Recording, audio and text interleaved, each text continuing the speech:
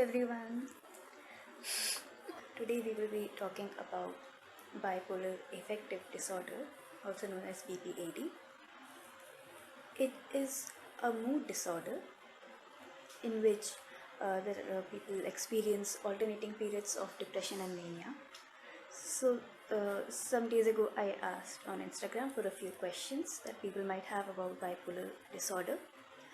And before I answer those, I will talk about the disorder in general. I am not a professional.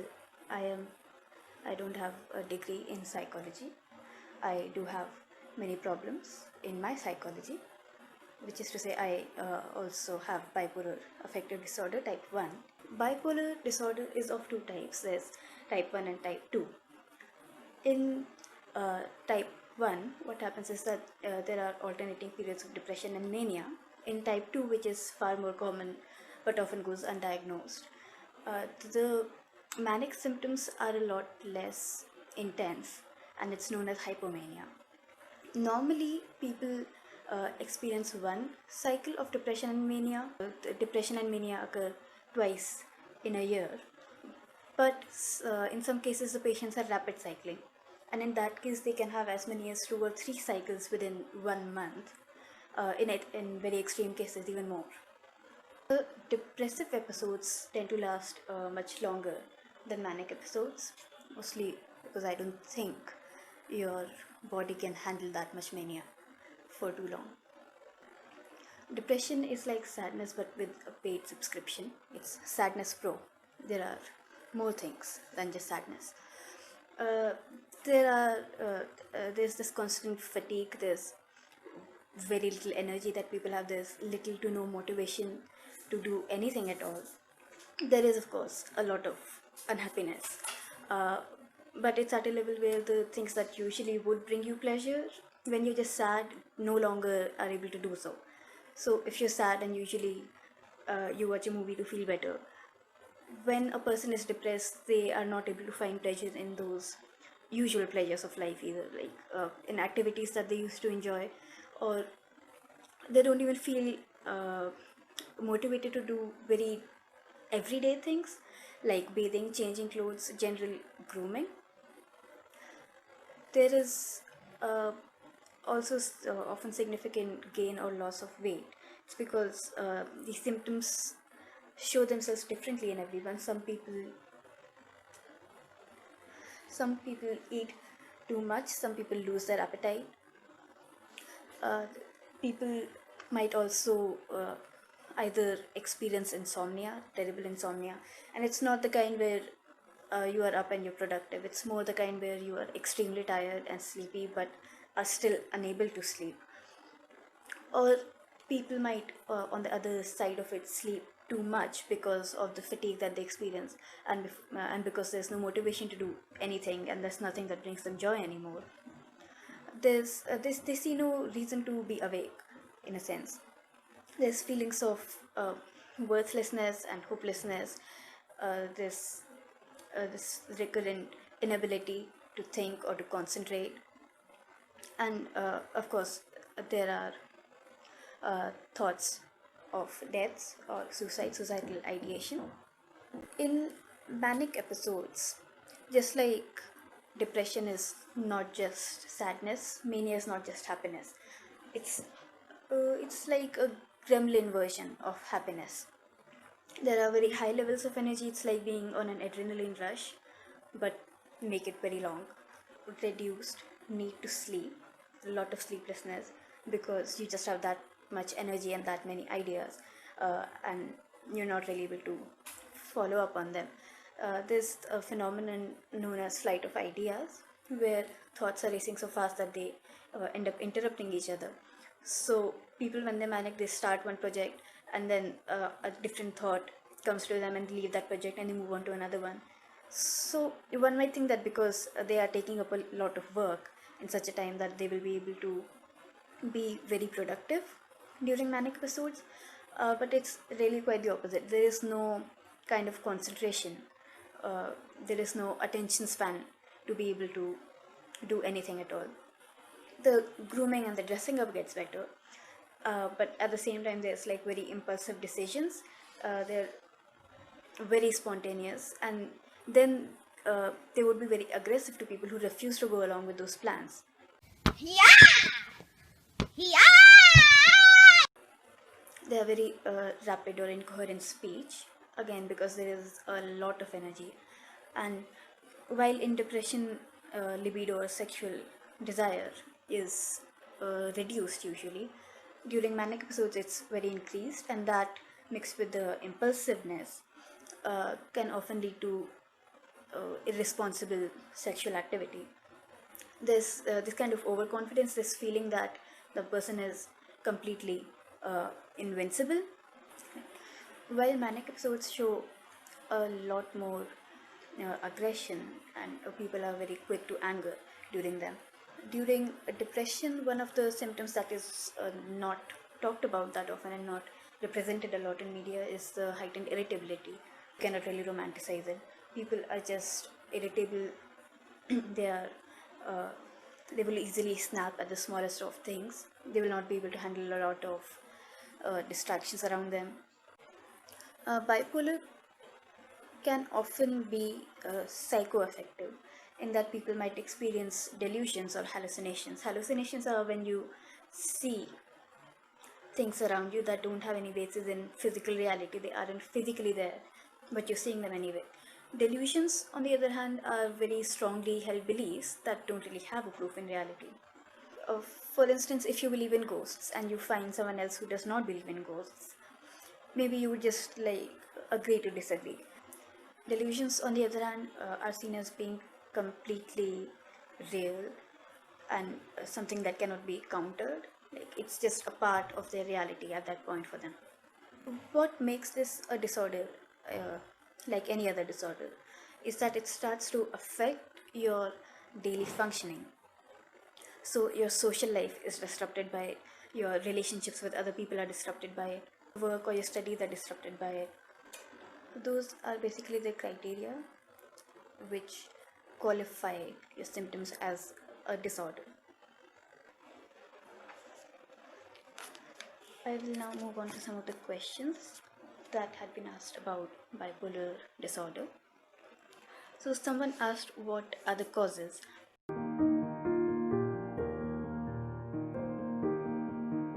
As with most psychological disorders, it's not very clear what the causes are. So there are several factors. There's dispositional factors, of course. There's genetic factors. Someone else in the family might have had a similar condition, mood disorder maybe, or some other disorder. So it's in your genes. There's brain chemistry. So the brain chemistry of people with bipolar disorder is different from people who don't have bipolar disorder. Bipolar disorder basically affects neurotransmitters like serotonin and dopamine and cortisone, and that leads to all these sudden mood shifts. Then there's traumatic factors. Maybe there's some acute traumatic event that triggered all of this, or maybe a whole series of traumatic events like a rough childhood or patterns of behavior that we are just conditioned to, in a sense. Bipolar disorder is a chronic disorder, so it doesn't really ever leave. You cannot completely heal from it as such, but you can manage the symptoms and get better at dealing with them. Then someone asks, why is there no medication available, and when will the medication be available?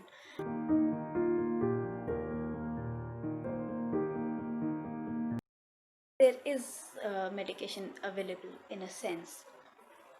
There are medical plans out there. People usually take mood stabilizers, maybe antipsychotics with that. There are anxiety pills. You have anxiety alongside bipolar disorder, but also a lot of anxiety pills can work for uh, mania when you need help to fall asleep. In higher doses, it can help work as a sleeping pill. These, of course, have different success rates. So, for some people, some medicine combination will work out, for others it will be a completely different combination, and you have to try different combinations, maybe different psychiatrists to find the one that works for you. And then there are, of course, people for whom it does not really work out properly and who have to rely on other things, like rely just on therapy. But even with therapy, bipolar can be manageable.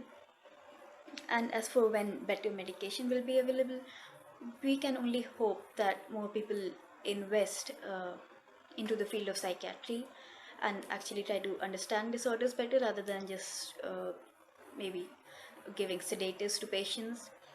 If there is more sensitization about the topic, and people listen and they talk, and we are able to remove the stigma around mental disorders, then of course it will become easier for psychiatry to open up and get more researched and find better medication. That uh, I don't think medication will ever be universal for everyone, but it might work for more people than it does right now. Someone asks, can you cope with it without taking prescriptions?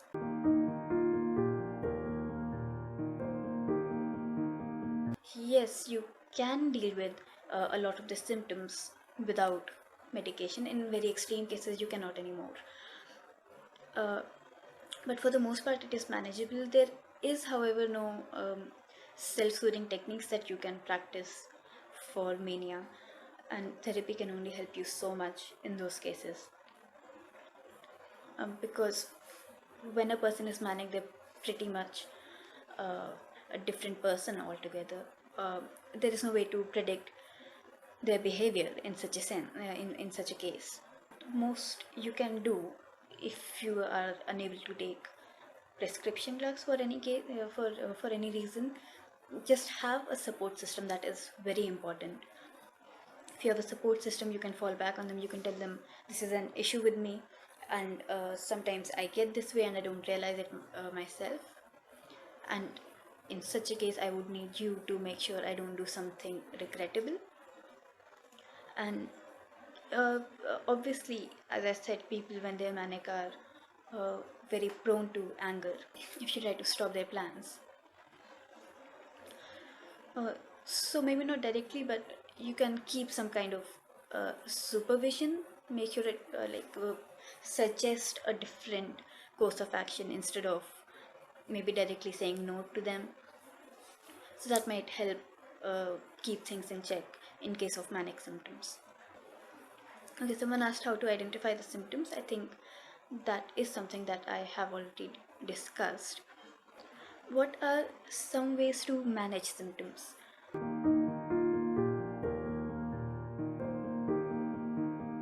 Some ways to manage symptoms. Well, for one thing, if you are able to, then get therapy. I will put a link down in the description for some resources that might be available. And if not, then there are self-soothing techniques, as I said, for depression, not so much for mania. The most important thing you can do is have a support system. Have friends who will understand your situation and be able to help in any way that they can. Have people that you can rely on when you have a bad day and you need company, or you need space, or you need any other kind of help. Someone asked what are some of the popular misrepresentations, and someone else asked what's the worst misconception about bipolar affective disorder.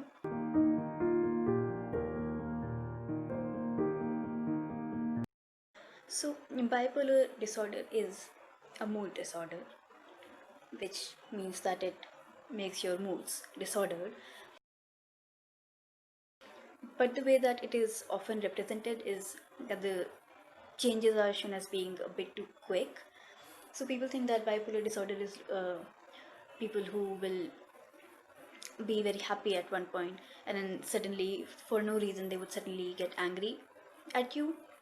Uh, that's one of the misconceptions about bipolar affective disorder, because the cycles are a lot more longer than that, and it goes from depression to a period of mania and then to a period of depression. It's spread out. It's not instant change within the same day. So bipolar has also often been used as an adjective rather than seriously regarding it as a mental disorder. It has replaced the word crazy in a way. Like my crazy ex girlfriend has become my bipolar ex girlfriend, which is wrong on so many levels. And it really just demonizes people with mental illnesses, makes it seem like they're completely unreasonable, cannot think for themselves, and you will always know better than them about what's best for them, and you can dictate it to them because they're crazy anyway. Um, but yeah, people, even with mental disorders, they still know themselves better than anyone else can know them. You never know someone better than they know themselves. Even if you're like a therapist or a psychiatrist, uh, therapists often like they no longer have that kind of idea that they know better than the patient. They say that they're just guides to help you help yourself. With psychiatrists, it becomes a bit more difficult. They're more doctors of medicine rather than of psychology. So they tend to be condescending. They tend to think that they know better than the patient about what's best for their well-being. They might not take the patient very seriously because of them being mentally ill, which is also something that happens a lot in cases in other in other fields of medicine, like your physician, your gynecologist, your pharmacist not taking you seriously because you have a mental disorder, thinking that they know better than you what's best for you, and just regarding you in general as a completely unreasonable person who cannot possibly uh, have a rational thought.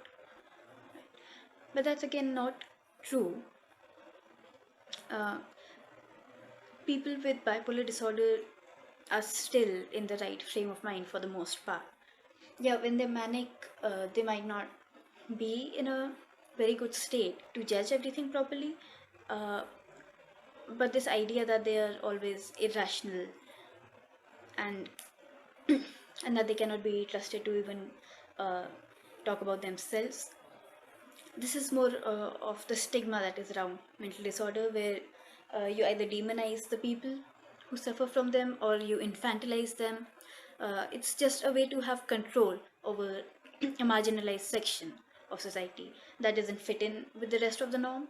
Right. So one of the ways that you can help out people around you who might be suffering from this is uh, help them find professional help if you can, if it's affordable, if if it's available at lower prices. Maybe people who are taking medication, it can be a very harrowing experience to uh, visit a therapist or a psychiatrist, or even to go to the pharmacy, because they often harass you uh, and don't think that you're capable of buying medicine for yourself because of all the uh, because of all the stigma around mental disorders, again all the infantilization.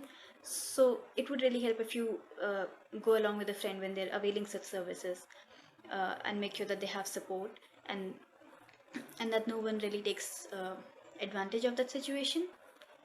And you need to call out people around you, people on the internet, when they make such jokes about the bipolar ex-girlfriend. It's wrong on so many levels. You need to understand that people often have a reason for the things that they do. As I mentioned earlier, one of the depression symptoms is that your grooming goes really, really bad because you are not able to find the motivation to do it. Your concentration is never really the same uh, as a person who does not have a mental disorder. Whether you're depressed or whether you're manic, the concentration, the attention span is just not there. So when you see people struggling uh, with their work, when you see people struggling with their hygiene, uh, don't be so quick to judge them. You may not know their circumstances. You may not know what exactly the state of their mind is. You can guess at it. We can all guess at someone's state of mind.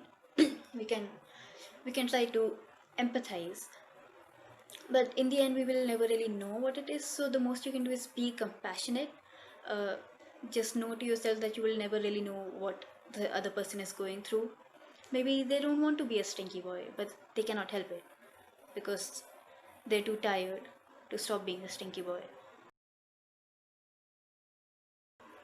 And this does not say anything about their intellect if they're not able to work at the same pace uh, as uh, as everyone else is. Again, there's a certain level on which the average person functions, and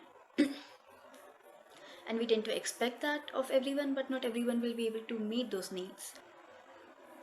People with bipolar disorder, they would often be too fatigued to work. They would not be able to sleep, or feel too tired, or feel no motivation, uh, or there would simply be no concentration. So it's not very easy to imagine what all of these symptoms might feel like. It's easy to read about it and think that, I studied psychology when I was in school, and intellectually I could write down all the symptoms if they asked for it in a test. But it was so much different to actually experience it and realize, oh, this is what it actually feels like when it happens to you. So you might think what it's like to not be able to concentrate, or to feel that kind of unhappiness, or to feel that kind of hyperactivity where you're not able to focus. But it's a lot different to actually be in the situation where it's literally disordered, and you're just not able to help it in any way whatsoever, and all you can do is wait for it to pass. So be kind, be compassionate, and don't presume anything till you know better. Someone, this is interesting. Someone asked what's something that's not negative about bipolar disorder.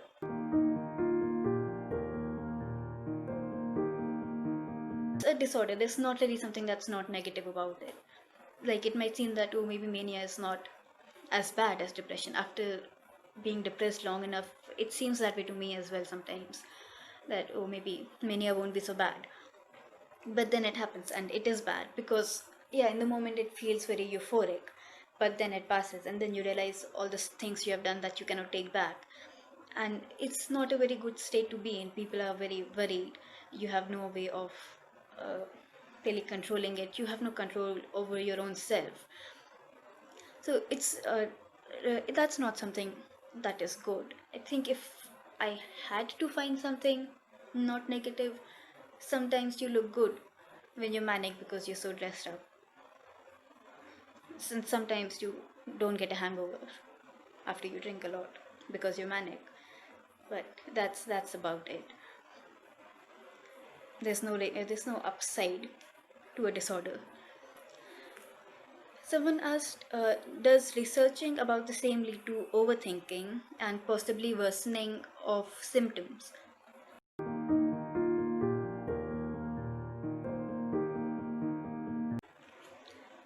A lot of people end up self-diagnosing when they read too much. It's something that my psychology teacher actually mentioned happens a lot when students read about mental disorders, that they tend to think, oh, this happens with me too. Again, because we think we know what it is like based on just reading it of a book, but it's very different to actually experience it.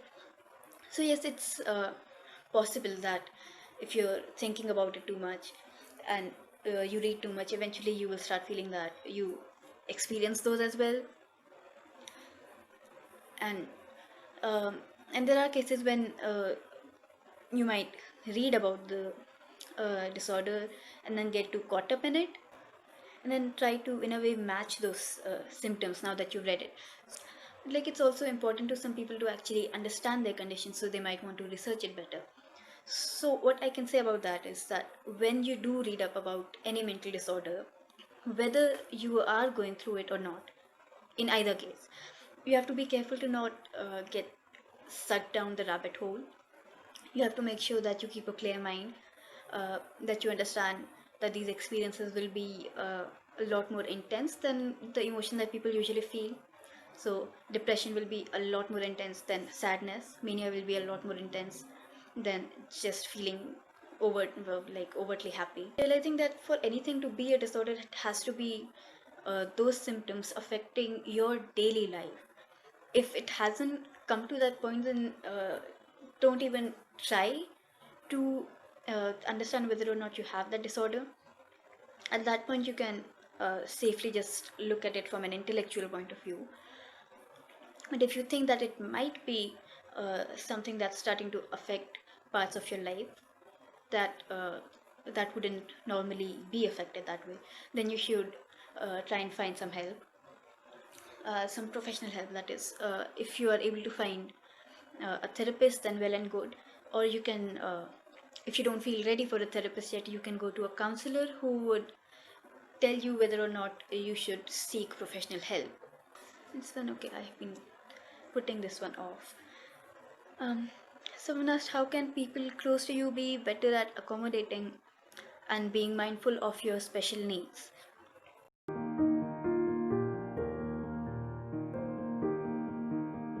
This question uh, felt a little weird to me, so just to be sure, I asked a few other people, uh, and it's not a very nice way of putting it to say special needs, because it makes it sound like you have to really go out of your way to accommodate people who have mental disorders instead of just being decent.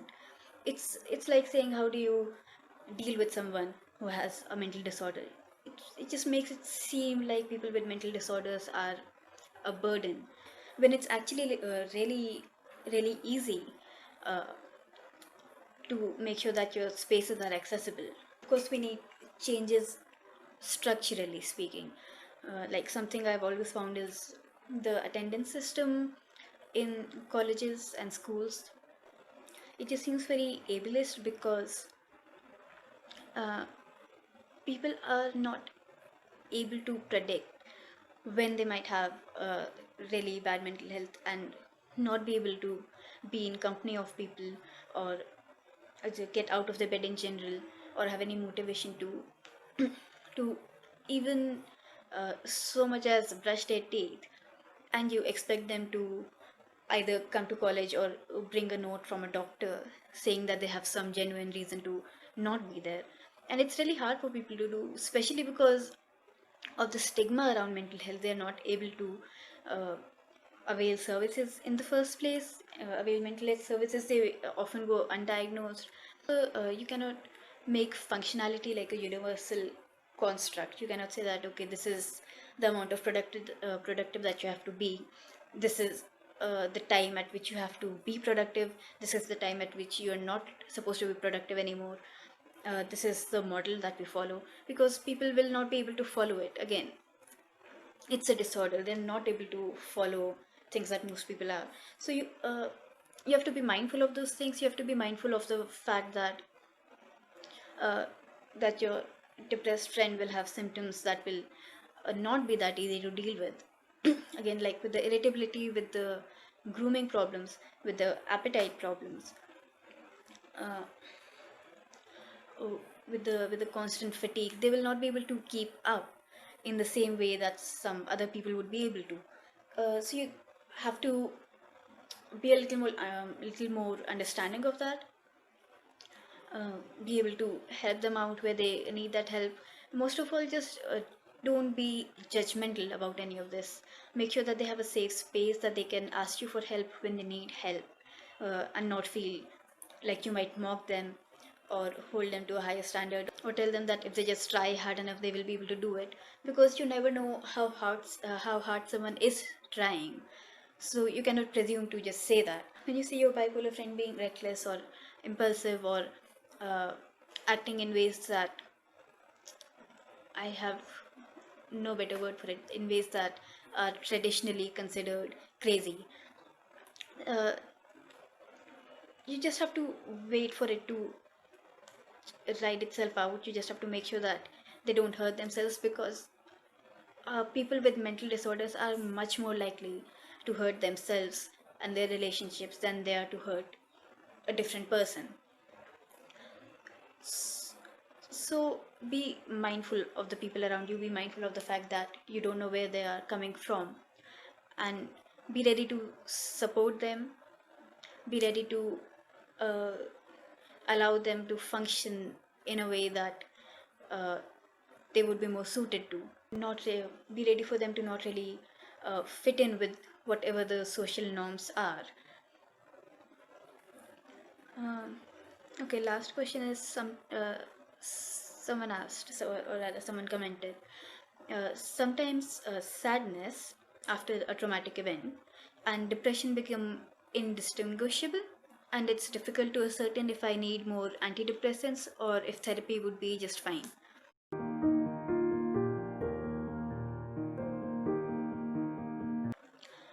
So this happens when you have lived with a condition for a very long time in your life. It becomes hard to imagine what life is like outside of that condition. So it's hard to say when you are actually just sad about something, which you can be. You like depressed people can still just be sad about something in particular, and not all of it is a part of the condition. So it becomes hard to distinguish between what are just normal day-to-day emotions and what is your depression or your mania getting worse. So in that case, when it becomes hard to distinguish, therapy should be the first course of action. If you already have a therapist, you talk to them. You schedule a session. You talk about what has been happening. You use self-soothing techniques that have worked for you before, and you see how well that goes. And if it does not work out, then your therapist themselves will be able to guide you as to how uh, you can go for more antidepressants, or go for an increased dosage of mood stabilizers. That depends on your psychiatrist as well, of course. You will have to consult with the psychiatrist and with the therapist. So never go to a psychiatrist before talking to your therapist. As for the self-soothing techniques, there are quite a few that one may try out. Uh, you you can talk to a therapist. You can find such things online. I will try to put some links, and if you would like, we can make a separate video addressing some self-soothing techniques that might be practiced. So let us know if that is something you would be interested in. And that is about it. Be nice to people around you. Don't be mean. Being mean is bad. And we will see you next time. Thanks a lot for watching. Send this to people whom it might help, uh, or just share in general, to sensitize more people about mental disorders.